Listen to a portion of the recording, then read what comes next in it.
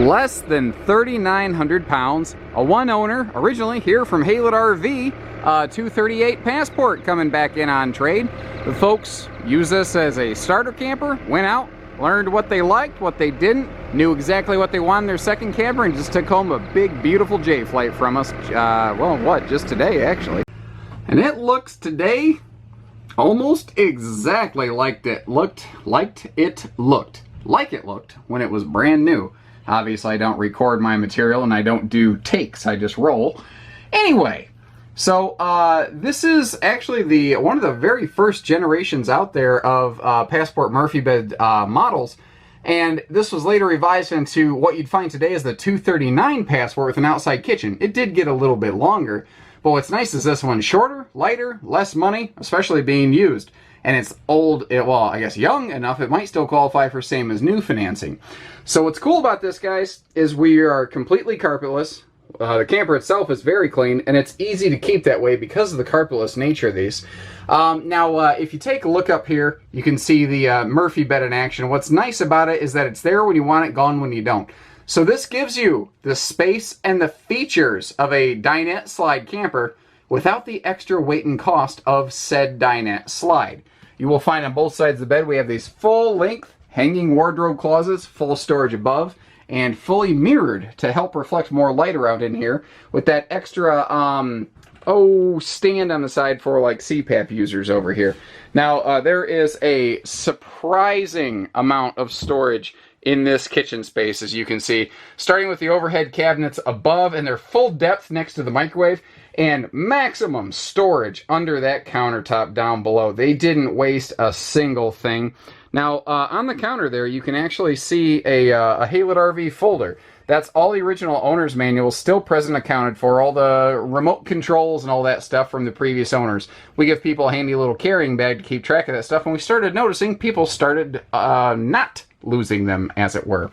As we flip around over here, you see that the entertainment center, you got our Bluetooth DVD player up on the left above this, what do I want to say, not sofa, dinette.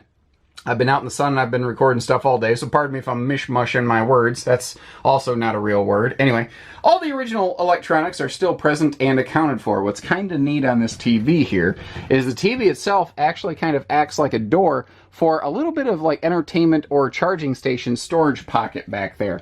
Now you see that we have this big door side window, which is a hard thing to find in a camper with a slide out, because in a slide out, usually your seating gets pushed over here, so your kitchen blocks the whole space where a window could go, and that whole thing opens for insane airflow. Now down here, this dinette can also fold down into a bonus sleeping space, so you can sleep 1, 2, 3, 4, 5 in here, including the dinette, but 4 very simply, so most families are going to be fine. Now in this market segment, you find a lot of narrow body campers. This is a full 8-foot wide camper, and what that gives us is the ability to have space to walk here without hip checking each other while still maintaining a full 4-person dinette. And up top here, you see that extra vent. That is located next to the kitchen on purpose, so it's both a skylight and a heat exhausting vent, so you can get rid of heat while you're cooking. The 2 single bunks, 300-pound rated upper bunk. They usually never bother rating the lower bunks because there's no need with all the additional construction, but these don't look like they were really used. And guys, if I'm not mistaken, if I'm looking at this, it kind of looks like they, maybe almost vacuumed it or something. I mean, it looks like somebody made sure that this was clean and they could feel proud of it when they let go of it. And I have a lot of respect for care and concern like that. Now, one thing this 238 has, the 239 does not, is this.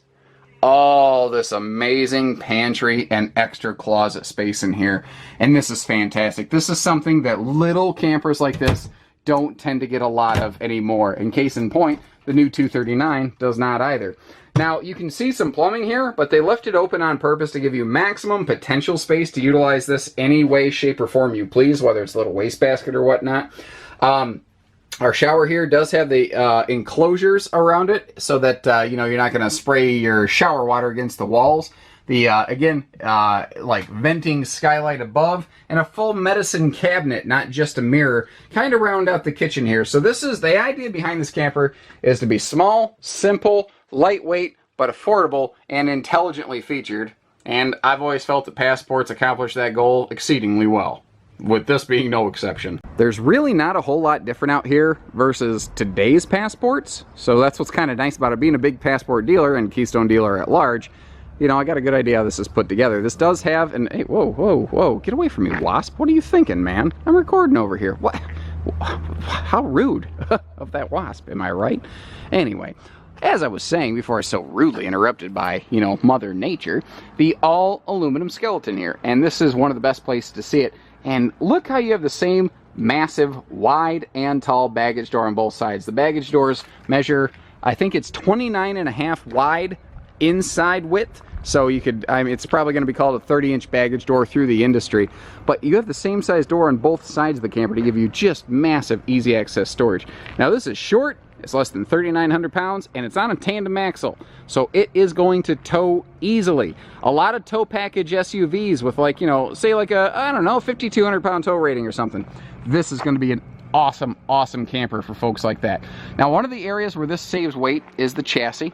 It's made on an aircraft style chassis with high strength, low alloy steel, so it can be thinner but stronger. But again, you're always going to see the important things done here. Outside utility shower with hot and cold. And a neat thing on these Passport Expresses, because they don't want your sewer stuff mixing in with your camping stuff, they actually include a little sewer hose caddy right here, the extra little tube. Now, next to the dump station, you find a little utility light next to the dump area right there. The reason they do that, the reason's obvious, so you can see, but what's neat about that, actually, is what I wanted to get at, is it connects to the outside patio light on the door side of the RV, so that you have one exterior switch for all the exterior lights, so you don't have to really think about it necessarily. I found a major glitch, guys. There's one little marker cap missing up here. That's it. I finally found it. I knew there was something somewhere, and that's it. So if that's the biggest thing that I find here, I'd say we're doing just fine, because guess what? I got those on the shelf, and that's an easy thing to take care of.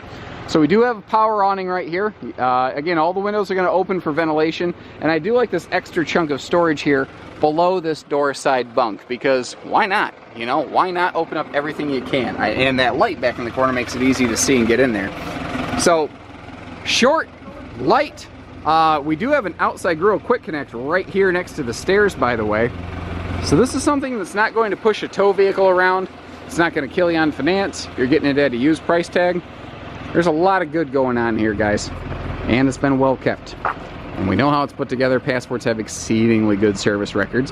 And case in point, you can almost never find them on a used RV lot, because people hold on to them until they're ready to die, and then they sell them outright, and they never seem to have to trade them most of the time. This is a rarity in that regard. So take care, stay safe, have fun, and happy camping, everyone.